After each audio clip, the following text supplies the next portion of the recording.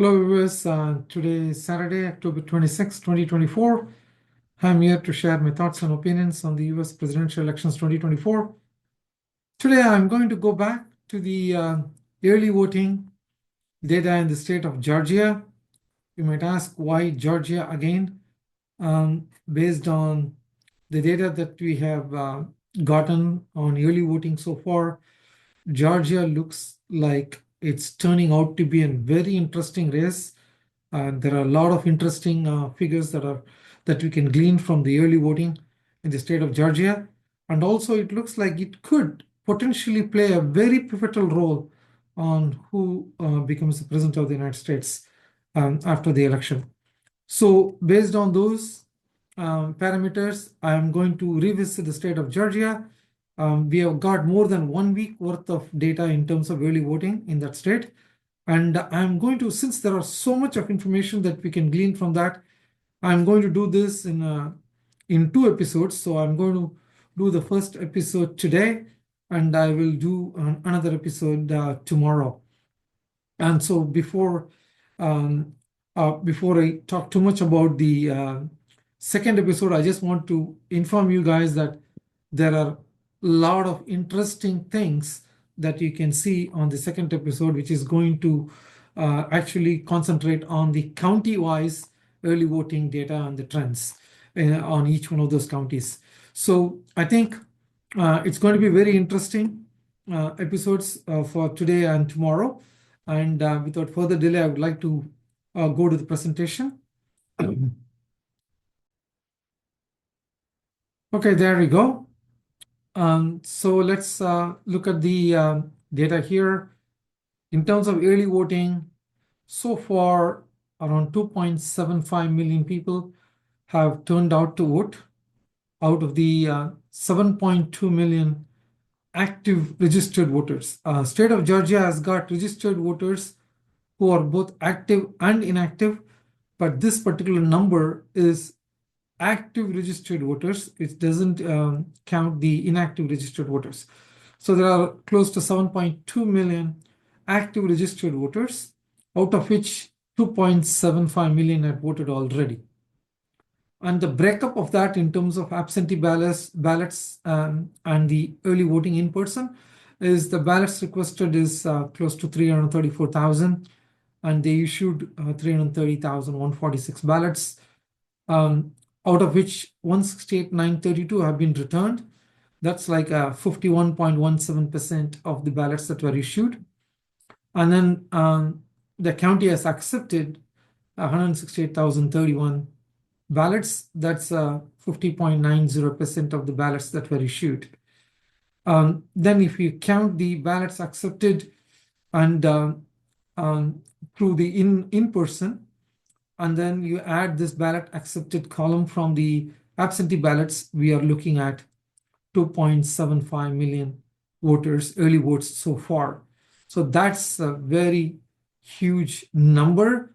And to provide context to this, in 2020, Joe Biden got 2.47 million votes, and Donald Trump got 2.46 million votes, and the total votes were close to around 5 million last time.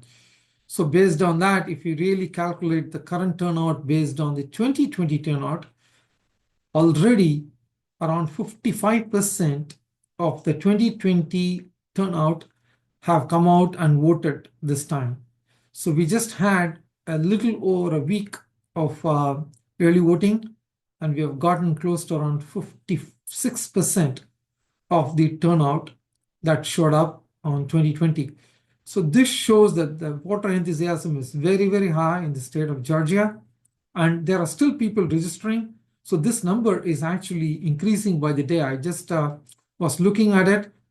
So it looks like Georgia might have a record turnout, and it can possibly break all the records for that state. So that's a very good news for democracy. And I hope that this trend continues and we will see a significant increase in the voter participation in the state of Georgia. So now let me go on to the next slide.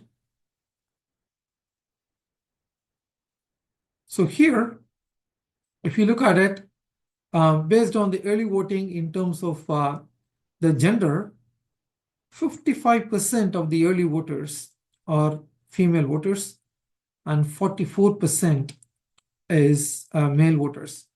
This is a very significant number because we all know that Donald Trump is doing very well among male voters and Kamala Harris is doing very well among the female voters.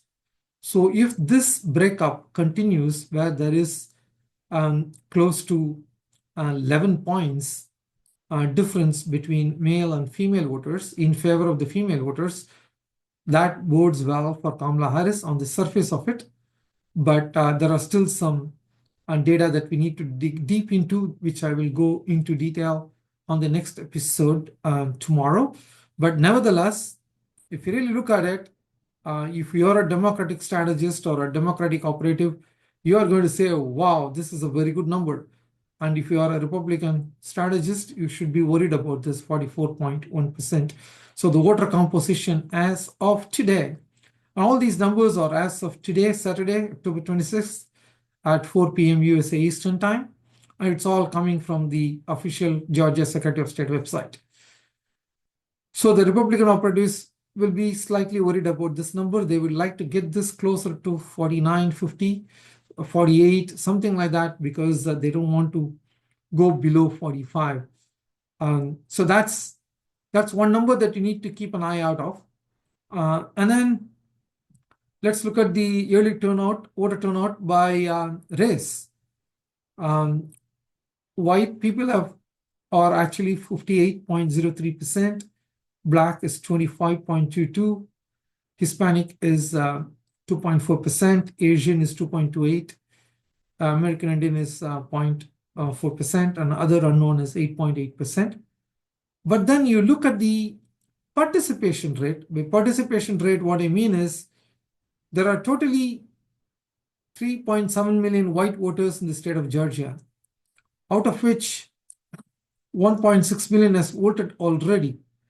That means 43% of the active registered voters, white voters, have voted already. And then when you look at the Black voters, African American voters, there are 2.1 million such voters, and out of which around 695,000 voters have already voted. That is 32.19% of the actual registered Black or African American voters in the state of Georgia. So if we go down this list, you see the Hispanic number, the Asian number, the American Indian number, and the other unknown number. So this is just a number, and this number looks good for the Republican strategists. They will be thinking, okay, fine, white voters, they tend to vote Republican a little more than the African American or Black voters.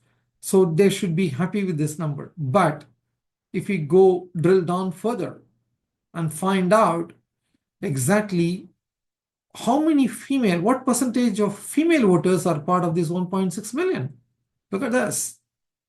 Among white voters, among these 1.6 million, 53% of them are female, 46% are male. That means there is a 7%, 6 point some odd percent advantage for the female voters. Then look at the African American Black voters. The female voters constitute 61.8% and the male is 38.1%. So this is the number that I'm going to closely watch. This is a very significant number. As we all know, African American women are supporting the Kamala Harris candidacy by a huge margin. I wouldn't be surprised if Kamala Harris will end up winning the African American female votes by, say, 92-6 or 94-4, something like that. I wouldn't be surprised in terms of margin. So if out of 695, 61% is female, bodes very well for the Harris campaign. Then we go down the list, they're doing okay. There is still a significant gap on the gender. Female voters are coming out in larger numbers, and yes, traditionally they tend to vote Democratic, and especially after the Supreme Court verdict on the reproductive rights issue, it looks like the female voters are trending towards the Democratic candidates. And if you also look at even the white female voters, to a larger degree, even on red states like Ohio and Kansas, we have seen the referendum on abortion, and the suburban or the female, even white female voters are trending towards the Democratic Party. So that's why I'm seeing that this is a very fascinating election in the state of Georgia. We still don't know exactly what's going on. Either one of them can win. There are good numbers for both political parties in this particular state, and the voter enthusiasm is very, very high. If we go back to the previous slide, we have like 55% of the turnout from the last election have already voted.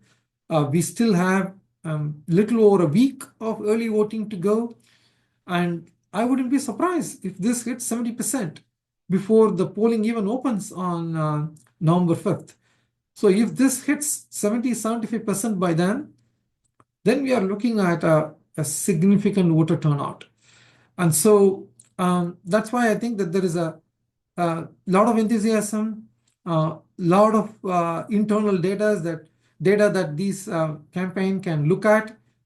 There are good news for for both parties in this data. I will go into that in detail tomorrow with the second episode, where I am going to look at each and every county, especially the top 10 counties that Democrats won in 2020, and then the top 10 counties that Donald Trump won in 2020. And I'm going to dissect those numbers, these early voting numbers for each one of those counties, and you will see some very interesting figures. And so stay tuned, and you will not be disappointed when you look at those numbers, county-wise data. That's going to be very, very interesting for you, trust me. And I will come back with that episode tomorrow early morning, Sunday, USA Eastern Time. And that's it for me today in this episode. But before I go, I just wanted to again insist that please go ahead and vote. If you are a registered voter, pretty much all the states now has early in-person voting or mail-in ballots available. Please go ahead and exercise your franchise. It's very important. It doesn't matter whom you vote for. It's very important that you do vote for. And please understand that a lot of politicians talk about how this is the world's oldest democracy. But for it to be a true democracy, we should try to get the voter participation to 85, 87, even 90%. And let's try to get to that point. It might not happen this election cycle, but even if we hit around 80% this election cycle, it's a significant progress. So that's what I would like to see. Please go ahead and vote. That's it for me today. I'll come back to you with a different episode tomorrow. Trust me, it's going to be so interesting. And that will be, again, about the early voting in the state of Georgia. Take care, and I will come back to you tomorrow.